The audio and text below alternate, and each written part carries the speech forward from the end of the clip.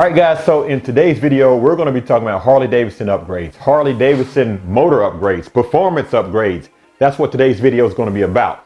Now, I'm going to stop it early before anyone says it. Why would you want a fast Harley-Davidson? Got to stop right now. Nip it. Nip it in the bud. Harley-Davidson and their racing heritage runs deep. You have flat track racing, board racing, hill climbing, drag racing, and now with the latest craze of bagger racing. So if you think that you can't get a Harley-Davidson to perform, somebody done told you wrong, brother.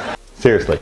A new Milwaukee 8 stock Harley-Davidson makes more power than most of us use anyway. When my bike was dyno, when it was completely stock, I had a stock 107, 2019 Street Glide with a stock 107, and it made 78 horsepower and 103 foot-pounds of torque. The engine was smooth and it could easily carry you up to triple digits quickly.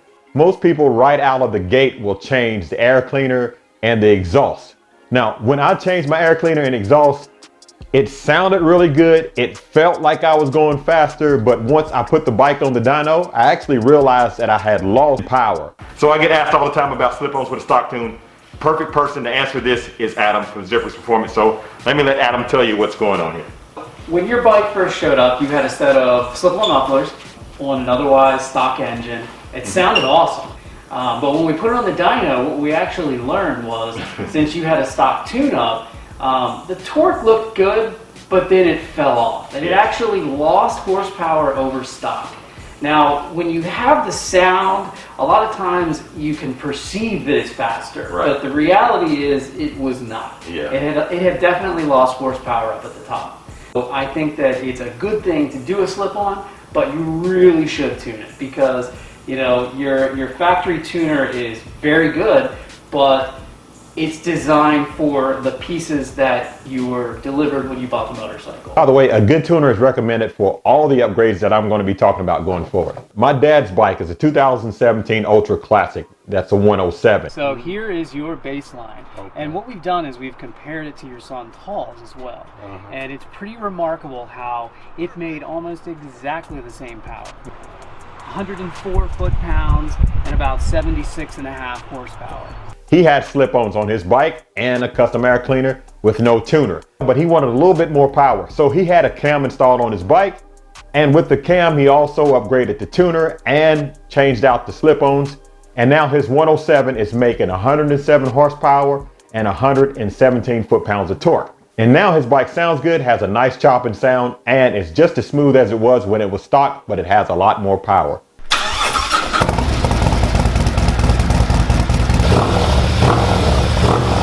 The next thing is a drop-in cylinder kit. Now, a drop-in cylinder kit will increase your cubic inches.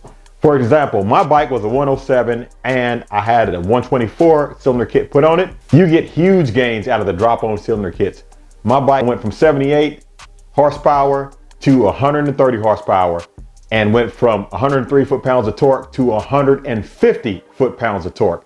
And it was an absolute blast to ride. I mentioned cam exhaust tuner, but there's a couple things that you need to support all the extra power that you're going to be making.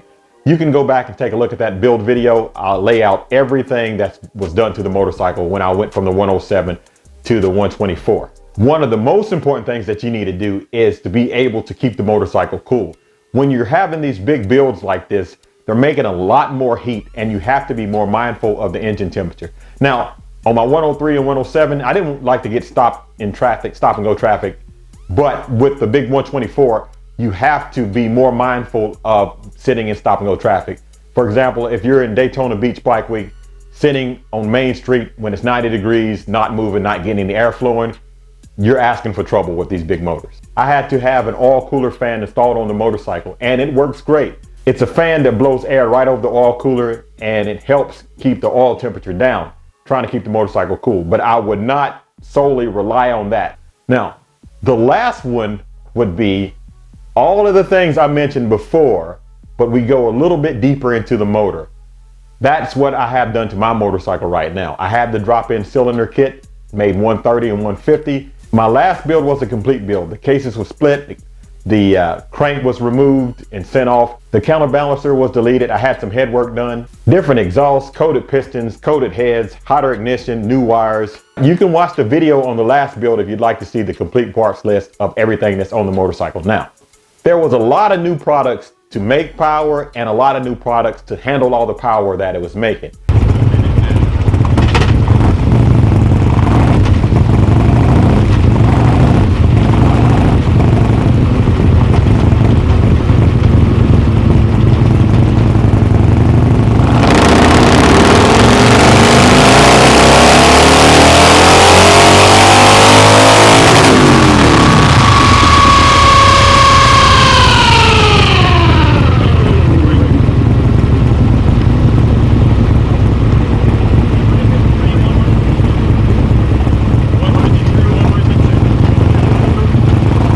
So now my bike makes 153 horsepower and 153 foot-pounds of torque. And the torque curve is much better than it was before.